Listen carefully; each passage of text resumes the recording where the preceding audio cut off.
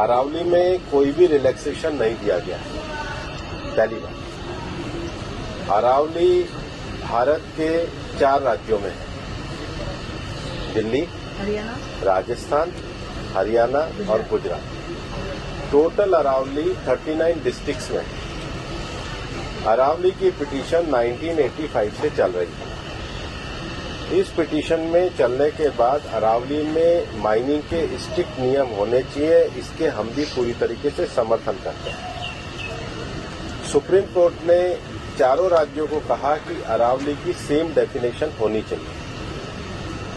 Same definition में 100 metre को, जो कि 1968 का जो जियोलॉजी का स्टडी है रिचर्ड मॉर्फी, उसके कारण है। कुछ यूट्यूब चैनल ने और कुछ लोगों ने एक कंफ्यूजन खड़ा कर दिया कि 100 मीटर का अर्थ होगा टॉप के 100 मीटर। ऐसा नहीं है। उसका जो बेस स्ट्रक्चर है, जो पर्वत का बेस स्ट्रक्चर है, अगर वो जमीन के अंदर भी 20 मीटर है, वहां से लेके 100 मीटर तक प्रोटेक्शन है। तो जो 100 मीटर का प्रोटेक्शन है, जो लोगों ने कंफ्यूजन करा है कि मतलब ऊपर का 100 मीटर है, नीचे खुदाई कर सकेंगे, वो नहीं है। मैं आपको फिर क्लियर कर रहा हूं। 100 मीटर का अर्थ है टॉप 100 मीटर से बॉटम के अंदर तक जो उसका पूरा फैलाव है। पहाड़ी तो ऐसे होती है, तो उसका बॉटम तो बड़ा होता है। जहां तक उसका बॉटम जाएगा वहां से लेके 100 मीटर तक प्रोटेक्शन है।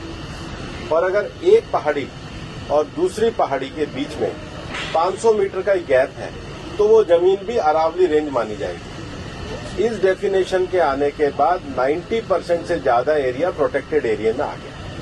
90% से ज्यादा। मेरा ये स्टेटमेंट लिख लीजिए, टोटल अरावली का एरिया 1,47,000 स्क्वायर किलोमीटर है।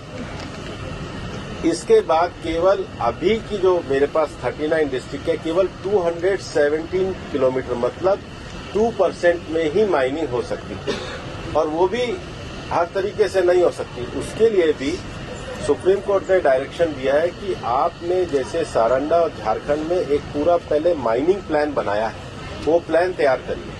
वो प्लान तैयार करने के बाद भी ICFR जो इंस्टीट्यूशन है उसकी परमिशन होगी, उसके बाद ही परमिशन मिलेगी। दिल्ली में कोई भी माइनिंग अलाउ ही नहीं है, ना होगी। मैं फिर दोहरा रहा हूं, दिल्ली के अरावली हिल्स में माइंस पूरी तरीके से बैन है।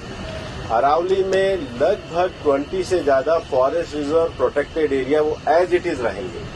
तो reserve area, protected area, even 100 metre भी पहले क्या होता था, जो लोगों ने करा था कि टॉप को छोड़ के नीचे खुदाई करते थे, तो वो एक तरीके से उसके चारों तरफ करते थे। अब वो भी नहीं कर सकेंगे। तो मुझे लगता है सुप्रीम कोर्ट ने जो निर्णय दिया है, ministry of environment, survey of India, geological survey of India, और जियोलॉजिकल सर्वे ऑफ इंडिया में जो इंटरनेशनल स्टैंडर्ड है रिचर्ड मार्फी, उसको दिया। उसके बाद भी मामला सुप्रीम कोर्ट में है। हम पूरी तरीके से सहयोग करने के लिए तैयार हैं। पिछले 2 साल से लगातार स्वयं प्रधानमंत्री जी ने अरावली में वृक्षारोपण किया है। ये सरकार पिछले 2 साल से ग्रीन अरावली का मूवमेंट चला रही है। मैंने खुद ने पिछले दिनों उदयपुर में सारे डीएफओस की, मतलब चारों जिलों के 39 डीएफओ की मीटिंग करी है। हम हर डिस्ट्रिक्ट में अरावली की नेटिव स्पीशीज का एक नर्सरी लगा रहे हैं। हम ग्रीन अरावली के लिए प्रतिबद्ध हैं। ये एक झूठ फैलाया जा रहा है। और सबसे बड़ी बात है कि ये जो रिपोर्ट है, ये 2006 से राजस्थान में ऑलरेडी लागू है। इसमें कुछ भी एडिशन नहीं किया गया, बल्कि अरावली के टॉप से लेके और जमीन तक, मतलब जमीन से पूरा ऊपर 100 जो स्ट्रक्चर है, वो सारा प्रोटेक्टेड की श्रेणी में आता है।